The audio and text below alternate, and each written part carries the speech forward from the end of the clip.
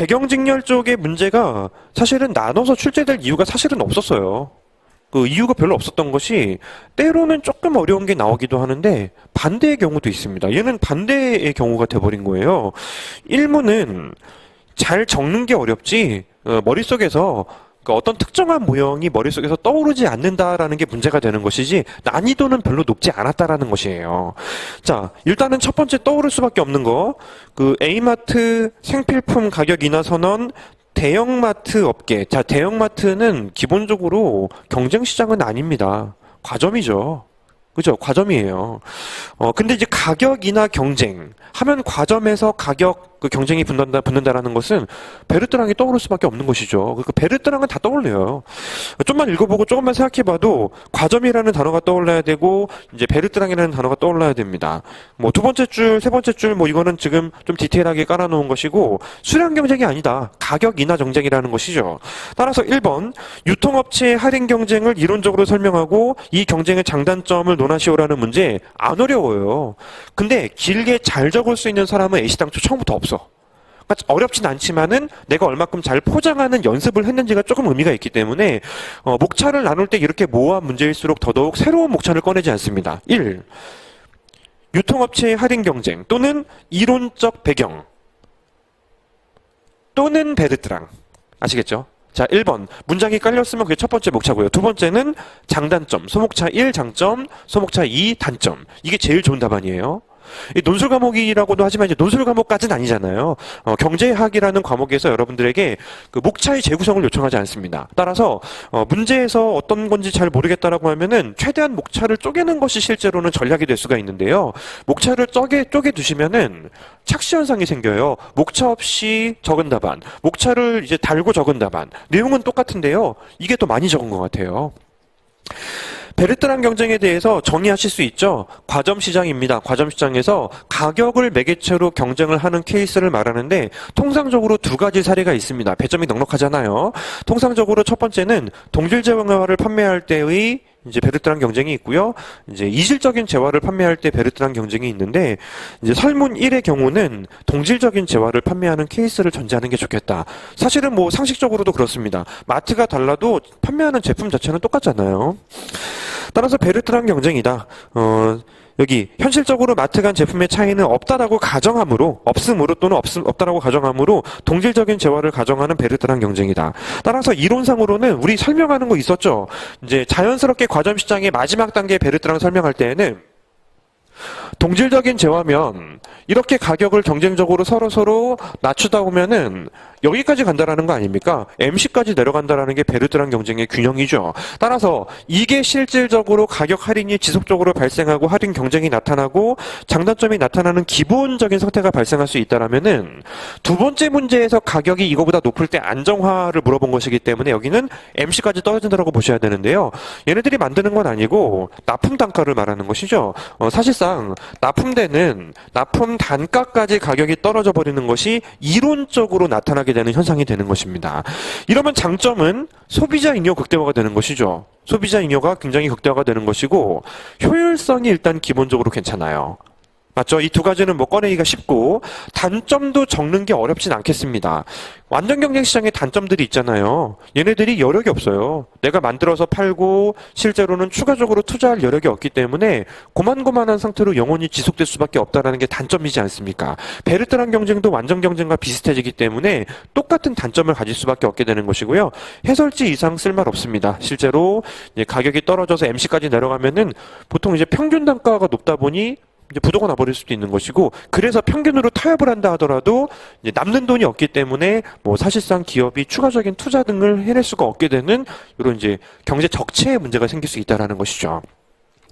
따라서 문제의 흐름을 보셔야 돼요. 다 읽고 푸셔야 된다 그랬죠. 두 번째는 담합이나 협조 없이 가격의 안정화, 가격 높은 상태로 유지하는 걸 말하는 것 같은데 그럼 1번은 가격 안정화가 아닌 것은 한 개의 비용까지 떨어지는 이런 경쟁 같은 케이스를 말하는 거구나 이렇게 보실 수밖에 없게 되는 것이죠. 그러니까 두 번째는 가격의 안정화를 도모할 수 있는지 여부 그 이유를 이론적으로 설명하시오라는 것인데 일단은 가격의 안정화라는 측면에서 1번과의 흐름만 놓고 보면은 사실은 굴절 수요 모형은 아닙니다.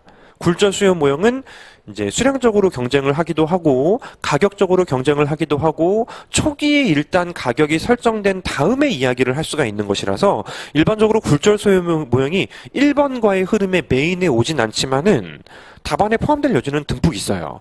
자, 일단 첫 번째는 설문 2 기준으로 이제 설문 1의 해설에 두 번째 문단을 조금 더 자세히 서술할 필요가 있고요. 이론으로도 설명을 할 수가 있게 되는 것인데, 첫 번째, 대표적 제품의 가격이 모두 동일한 상황에서 한 기업만 가격을 인하하면은 이제 모든 기업들이 경쟁적으로 가격을 하락시킬 것인데, 첫 번째 방법이에요. 자, 과점 시장에서 진입과 이탈이 자유롭지 않으면서 가격 경쟁을 하는 것이지만, 이게 이질적인 제품이라고 생각할 수도 있지 않습니까? 여러분들이 예를 들어서 이마트에 가서 뭐 풀빵을 사 먹는 거하고 이제 뭐 롯데마트에 가서 풀빵을 사 먹는 거는 분명히 달라요. 왜냐하면 서비스 구조가 다르고 뭐 상품권, 뭐 혜택, 포인트 이런 것들이 다르고요. 얼마만큼 내 집에서 멀리 떨어져 있는지가 다르고요. 주차장의 퀄리티 이런 것들이 다르단 말이에요. 따라서 이제 동질적인 제품을 생산하는 건 맞지만 동질적인 서비스는 아니다라고 가정을 한다면 이질적인 재화를 생산할 때에는 MC보다 위쪽에서 이제 이윤을 남기면서 일단 기본적으로 기업들이 유지를 할 수 있다라는 거 기억나시죠? 마인드 교재 두 번째 케이스이지 않습니까? 따라서 이렇게 해석하는 방법이 첫 번째 방식이에요. 1번하고의 흐름을 생각한다면 첫 번째 문제에서는 경쟁처럼 간 것이고 동질적인 저거를 해석했기 때문인데 두 번째 문제에서는 이질적일 수도 있다. 맞죠? 뭐 카트에 뭐 바퀴가 잘 굴러가는 정도 뭐 이런 것들도 실제로는 모두 이질적인 서비스로 바꿔줄 수가 있게 되는 것입니다. 어떤 느낌인지 아시겠죠? 따라서 이질적으로 바뀌게 되면은 현실적으로는 경쟁은 아니거든요. 이질적이면은 마트 간 불완전 대체성이 발생하게 되는 것이고 여러 가지 케이스를 담아놨습니다. 소비자 선호 차이, 어떤 뭐 나는 L 싫다, 뭐 이런 어떤 선호 차이라든지 또는 뭐 집 앞에 있다 이런 선호 차이라든지 주차가 용이하다 이런 선호 차이 또는 매장의 히터가 뭐 따뜻하더라 뭐 이런 것들 아주 사소한 거라도 서비스만 놓고 봤을 때는 이질적이라면은 적당한 가격에 이제 유지가 가능할 수도 있다라는 것 충분히 되지 않습니까? 또 무한반복 게임에 가깝기 때문에 담합도 안 했고 협조도 안 했는데도 암묵적으로 가격 방어 전략을 취할 수도 있어요. 이 정도는 받아야지. 너네들 이거보다 낮추면 살 수 있어? 근데 지금 현실적으로는 어떻게 지금 영업을 하고 있죠? 되게 공격적으로 나가고 있죠. 정부가 가만히 놔두는 이유를 모르겠어요. 소비자에게 이득이기 때문인가요? 가격을 낮출 수 있기 때문에 10원이라도 싸게 팔면 환불해드리겠습니다. 뭐야? 누가 환불하러 또 여기까지 와? 주차비 내면서? 그렇게 안 하고요. 왜 환불을 해? 공짜로 줘야지. 아주 경쟁 업체를 뭐 언급까지 하면서 뭐 타 매장보다 뭐 이런 전략까지 취하고 있지 않습니까? 일단은 뭐 기본적으로 마트 간의 경쟁도 굉장히 좀 치열한 편이에요. 그럼에도 불구하고 일정 수준 미만은 못 내린다는 거죠. 자기들도 서로 영업을 하다 보면은 대략 이 정도는 받아야 된다는 사실을 뭐 사전적으로 경험적으로 좀 알고 있기 때문에 그게 가격 안정화의 역할이 될 수도 있는 겁니다. 그리고 초창기에 가격을 다 같이 설정을 일단 했는데요. 가격 인하 경쟁을 붙이지 않는 것이 굴절 수요명도 충분히 가능하게 되죠. Q P입니다. 근데 이거 개별적인 거예요. 개별적인 거 기준으로 우리가 현재 가격이 이렇게 설정이 되어 있다라면은 이제 실질적으로 우리가 이만큼 팔고 이만큼 가격을 설정하고 있거든요. 내가 가격을 낮추면은 남들도 가격을 똑같이 낮출 거예요. 그러니까 실제로 수요 곡선 예를 들어서 이런 궤적으로 우하향하는 형태다라고 전제를 하게 되면은 타 기업으로부터 뺏어오는 거는 없어요. 만약에 내가 가격을 올릴 때 다른 기업들이 실제로 가격을 같이 올려준다라면은 그냥 이렇게 연장하면 되는 거잖아요. 근데 실제로는 내가 가격을 올릴 때에는 다른 기업들은 구경만 해요. 그러니까 생각보다는 수요를 더 많이 뺏김으로 굴절 수요 목선이 이런 식으로 꺾여버리는 것이죠. 따라서 자 그냥 대충 할게요. 교재상에 다 그래프는 있으니까 여기서 MR을 도출하면 여기서 출발해서 이렇게 가는 것이고요. 안 맞을 겁니다. 여기서 MR을 도출하게 되면은 여기를 관통하면서 이런 식으로 가버리게 되는 것이죠. 따라서 이 오른쪽은 지우고 이 왼쪽을 지워서 끊기는 MR을 가지고 있다라는 거 아닙니까? MC가 이 사이에 위치한다면은 MC가 왔다 갔다 해도 좀처럼 가격이 바뀌지 않는 케이스가 일반적으로 굴절 수요 모형의 특징이라고 볼 수가 있는데요. 자, 가격의 안정화라는 단어만 놓고 봤을 땐 굴절 수요 모형이 쓸 수 있는 이론인 건 맞습니다. 그러니까 해설지에도 적어놨죠? 근데 제가 참고로라고 적어놓은 이유는 여기서 말하는 가격 인하 경쟁에 대해서 안정화를 말하는 것은 아니에요. 맞죠? 한 개 비용이 바뀌어도 상당히 가격이 오래 지속되는데요. 요거 말하는 거지. 실제로는 이 케이스에서는 조금 떨어져 있어요. 그 정도 서술하시면 되죠. 20점이면은 뭐 이 정도만 서술하시면 충분하지 않겠습니까? 자, 1번 문제는 오히려 더 어려워들 하세요. 차라리 베르트랑 계산 문제를 출제해라. 그럼 내가 준비 많이 해갔으니까 이제 실수만 안 하면 좋은 점수 딸 수 있는데, 근데 또 조건은 비슷합니다. 누군가는 이렇게 약간 좀 시사적인 문제를 만났을 때 생각보다는 잘 대응하시는 분이 있는가 하면은 누군가는 조금 어려워하시죠. 말씀드린 대로 이제 경제 수학을 전공하신 분들이 출제위원으로 슬슬 들어올 세대가 되면서 요즘에 이런 문제가 조금 줄어들고 있는 건 사실입니다. 조금 이제 계산 쪽으로 좀 많이 치우칠 수밖에 없는데, 그럼에도 한두 문제 정도 이렇게 등장했을 때 어떤 태도로 내가 문제를 접근해야 되는지는 준비하실 필요는 있을 것 같고요. 그 정도 취지로 이 문제는 적용하시면 될 것 같습니다. 넘어가도록 할게요. 자, 두 번째 문제는 제가 해설지도 안 적었지만 해설할 이유도 별로 없어요. 실제로 이게 뭐 절대 어려운 문제도 아니고 굉장히 난이도가 쉬운 문제가 돼버렸죠. 뭐 LM 평면 기준으로 우리가 노동 공급 곡선을 도출하는 것인데, 뭐 여러분들은 뭐 해설지 적을 이유도 없을 것 같습니다. 뭐 교재상으로 거의 뭐 예비 순환 단계에서 설명하는 내용이에요. 그러니까 어려운 문제만 나오는 것은 아니다. 쉬운 문제도 꼼꼼히 준비한 사람들이 잘 적을 수 있다라는 걸 보여주지, 실제로 뭐 이 문제에서 추가적으로 부연 설명할 게 없습니다. 심지어는 이 기간으로 확장시키는 것도 애매해요. 왜냐하면 지금 문제에서 이미 그 노동시간의 공급은 시간당 어느 수준의 임금이 지급되느냐와 해당 근로자의 여가 시간에 대한 선호도, 즉 하나의 기간 가지고 미시적으로 접근하라고 제안을 해버렸기 때문에 1기, 2기로 나눠서 미시적 기초에 분석해서 접근하는 것도 사실은 조금 애매해요. 근데 워낙에 적을 말이 없다 보니 뭐 2기간을 전제한다면이라고 하면서 조금 확장시키는 것도 뭐 불가하진 않을 것 같습니다. 뭐 2기간 모형으로 전개한다면은 더 답안은 디테일해질 수 있죠. 재경직렬 쪽에 출제되었기 때문에 아마 실제로 그 작업을 하신 분들도 실제로 있을 거라고 보는데요. 이 문제의 취지는 이게 다예요. 여기서 W가 올라가면은, 자, 보통은 통상적으로 접하는 점이 왼쪽 위로 올라가죠. 대체 효과 발생합니다. 소득 효과 발생하죠. 대체 효과가 소득 효과를 뛰어넘는 게 보통은 우상향하는 영역이고요. 이렇게 W가 높은 영역에서 달성될 때 보통은 오른쪽으로 가는데, 대체 효과를 소득 효과로 극복하지 못하고 소득 효과 쪽이 크면 후반 골절한다고 보지 않습니까? 따라서 이에 대한 이론적인 서술을 충분히 하시면 될 것 같습니다. 당연히 이 수식은 필요하죠. 맥스 U 필요합니다. 맥스 U가 현재 지금 C라고 하지 말자. M하고 L에 의해서 결정이 되는 것인데, 제약 조건은 예산선이잖아요. 이제 초기 부를 0이라고 가정하게 되면은 이제 시원시트 아닙니다. 시원시트가 아니고요. 내 소득은 W의 이제 가용 시간 마이너스 여가 시간. 이거 이윤곡대화 풀다 보면은 MRS는 요 예산선의 기울기 W하고 일치한다라는 기본적인 수식이 나타나지 않습니까? 그러니 2점, 2점 따라가는 것인데, 대체 효과와 소득 효과를 나눠보면은 보통 이런 영역이 우상향하는 거고요. 이런 영역이 후구를 하는 것입니다.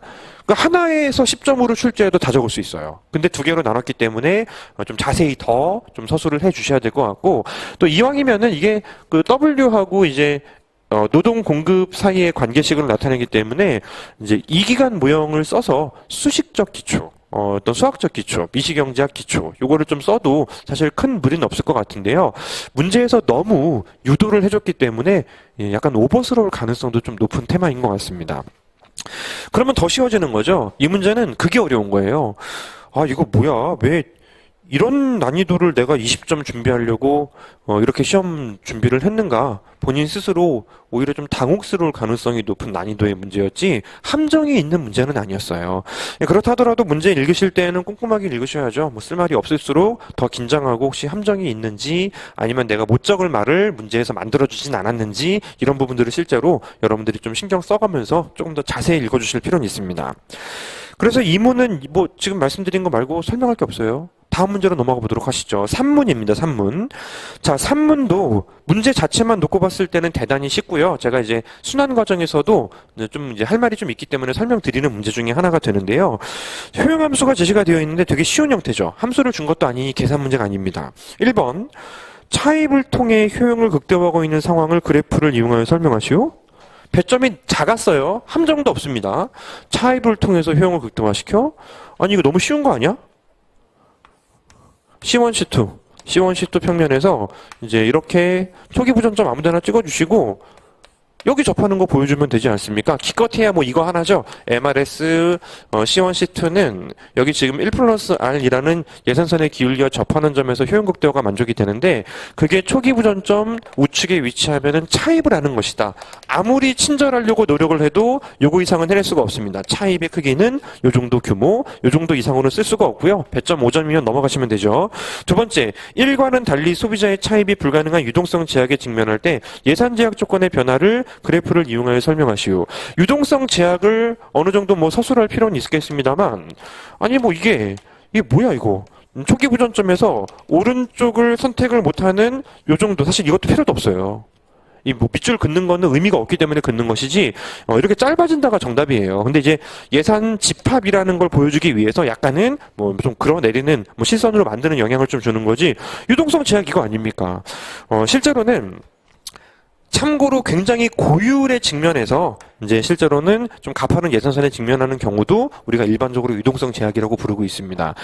따라서 제1금융권 기준 이제 대출이 좀 어려워지는 경우를 보통 통상적으로 우리가 유동성 제약이라고 부르죠. 제2금융권도 그렇게 큰 차이는 안 나거든.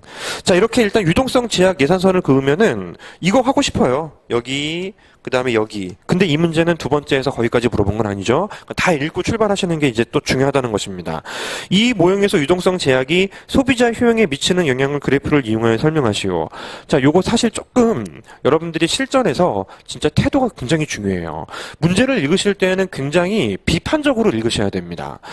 현재 지금 두 번째 문제의 소비자가 어떤 효용 변화가 발생하는지를 물어본 것이냐? 맞습니까? 그렇게 적혀 있어요? 문제의 흐름이 있어요. 봐요. 두 번째 문제에서는 구태여 설문 1과는 달리라는 표현을 썼어요. 그죠? 설문 1과 달리. 근데 세 번째 문제에서는 그냥 소비자 효용에 미치는 영향이라고 이야기를 합니다. 따라서 실제로는 여기 10점 배점을 고려할 때에도 좀 가능한 이야기인데 듣기만 하세요. 충분히 듣는 것만으로 충분합니다. 여기서 있는 사람이 이렇게 있던 사람이 이렇게 차입을 못하면서 효용이 감소하는 거 설명해가지고 10점 메꿀 수 있습니까? 이게 첫 번째 태도예요. 아니 지금 두 번째, 세 번째 합쳐서 10점이어도 넉넉한데 합쳐서 15점을 배점을 해버렸다는 것은 일단 기본적으로 뭔가 다른 거 적을 게 있는가라고 하셔야지 어떻게 불려야 돼라고만 이제 생각하시면 안 된다는 거예요. 소비자가 지금 이런 소비자밖에 없습니까? 이런 소비자도 있는 거 아니에요? 그죠? 이거라도 괜찮아. 자, 이 유동성 제약이라는 거는 일반적으로 이제 차입을 하려는 사람들에게 적용되는 것이기 때문에 저축자하고는 상관이 없다. 그래도 조금 나은 답안이에요. 그리고 이쪽은 차입자의 경우는 이렇게 효용이 감소할 것이다. 무슨 느낌인지 아시겠죠? 그죠? 따라서 일단은 둘을 등장시켰다라는 사실만으로도 실제로 굉장히 바람직한 태도입니다. 여러분들이 실제로는 한쪽에 치우쳐서 답안을 작성하시는 것이 진짜 자중하셔야 돼요. 한쪽으로 치우쳐지는 것이 아니고 다양한 아이디어를 툭툭 건드려줄 수 있는 기본적인 어떤 확장성이 필요하게 되는 것이고요. 이게 갑자기 안 됩니다. 이론서만 보고 시험장에 들어가서 갑자기 되는 게 아니고요. 문제풀이 과정에서 만드셔야 돼요. 두 번째, 이왕 꺼냈으면은 현실적인 부분을 건드리는 건 어떨까요? 이쪽에서 차입이 발생해서 이쪽에 수익이 생겨야지 이쪽에 있는 사람들도 돈을 버는 거 아닙니까? 근데 유동성 제약이라는 가정하에서 경제 수입이라는 것이, 수익이라는 것이 발생하지 않는다면 이 사람들은 대체 어디서 돈을 버는 거예요? 예산선이 완만해질 수도 있다는 것입니다.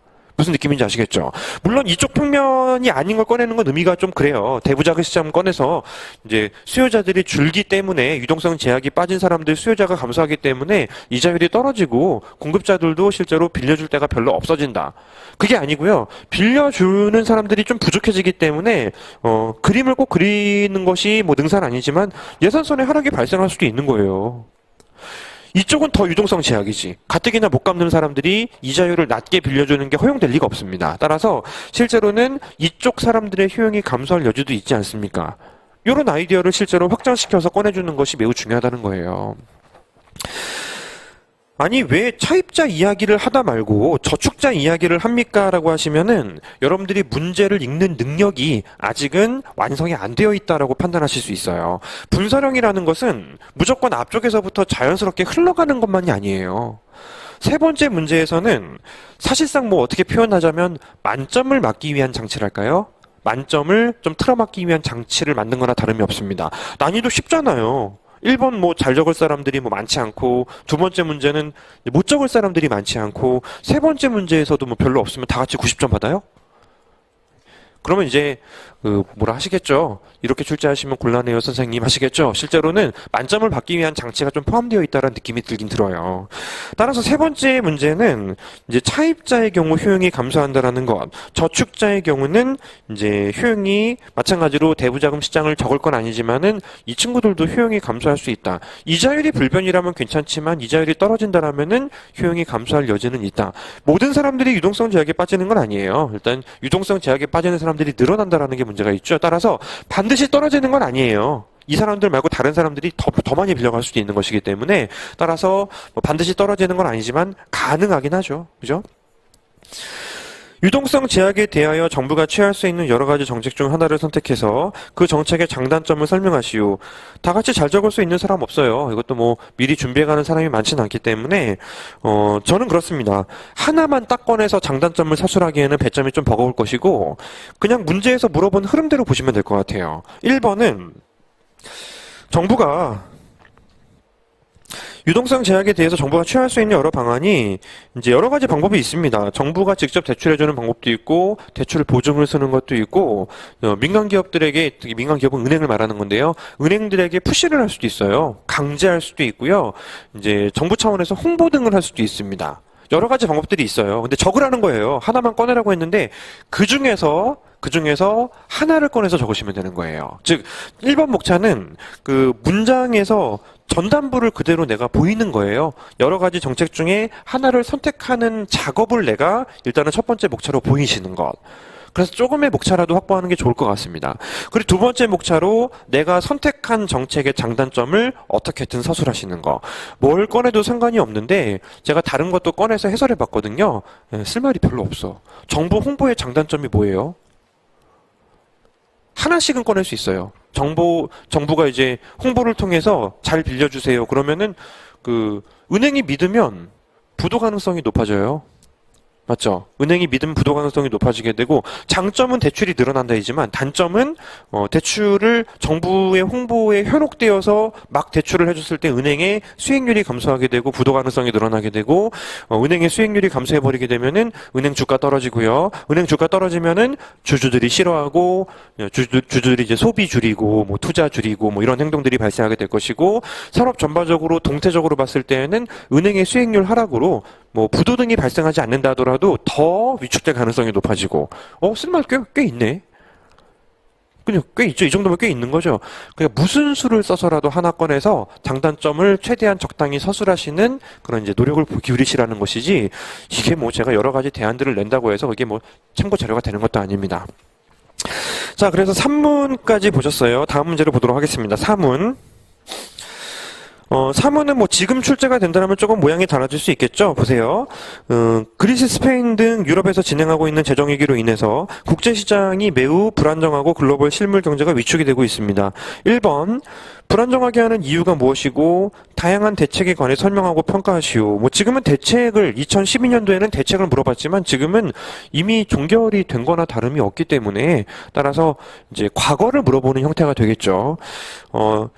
두 번째, 유럽 재정위기가 한국 경제에 미치는 영향을 설명하고 충격을 최소화하기 위한 대책이요. 자, 마땅한 모형 없지 않습니까? 마땅한 모형 없으면 제가 어떻게 하라 그랬어요?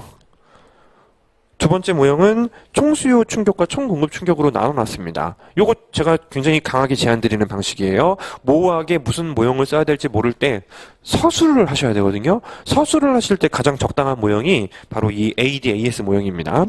자, 1번은 사실 모형이 사실 필요가 없는 것이 알고 있는 상식들을 나열시키는 거잖아요. 따라서 이 역시 제가 뭐 해설을 할 필요까지는 없을 것 같습니다.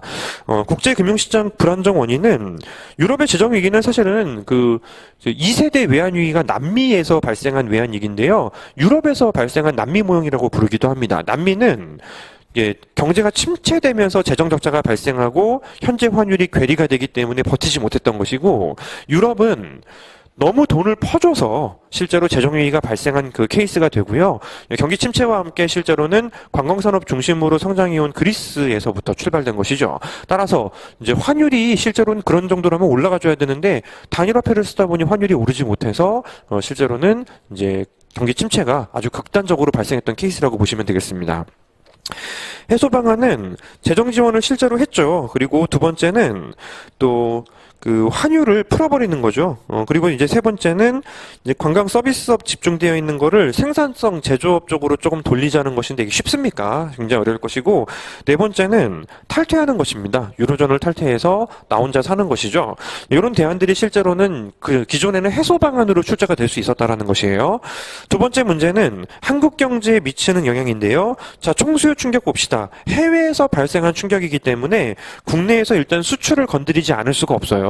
그리고 경상수지가 악화된다라는 거 일단 뭐 기본적인 가장 큰 문제라고 볼 수가 있고요. 그리고 걔네들에서 우리나라로 자본의 유입이 발생한다면 환율이 하락할 여지가 생깁니다. 실제로 브렉시트와 함께 우리나라 환율이 많이 떨어졌죠. 지금 발생한 사건이 아니고 이제 그 당시에 우려를 이제 출제를 한 것이고요. 환율이 하락하여 추가로 경상수지 악화 가능성도 있습니다. 두 번째, 총공급 충격이네요. 해외 시장에서 수요 감소는 수출품의 가격을 하락시키고요. 국내 노동시장에서는 노동 한계물 한계 생산물 가치가 떨어지면서 또 마찬가지로 노동 수요가 줄어들 수가 있죠. 뭐 전형적인 타입으로 정리를 하시면 되고요. 충격을 최소화하기 위해서도 실제로 여러분들에게 대단한 것들을 요청하는 것은 아닙니다. 그냥 이것저것 현실적인 거 어설퍼도 상관없으니까요. 이런저런 방안들이 있다라는 실제적인 부분들을 좀 꺼내주시면 충분해요. 해설지 정독해 보시면 좋을 것 같습니다.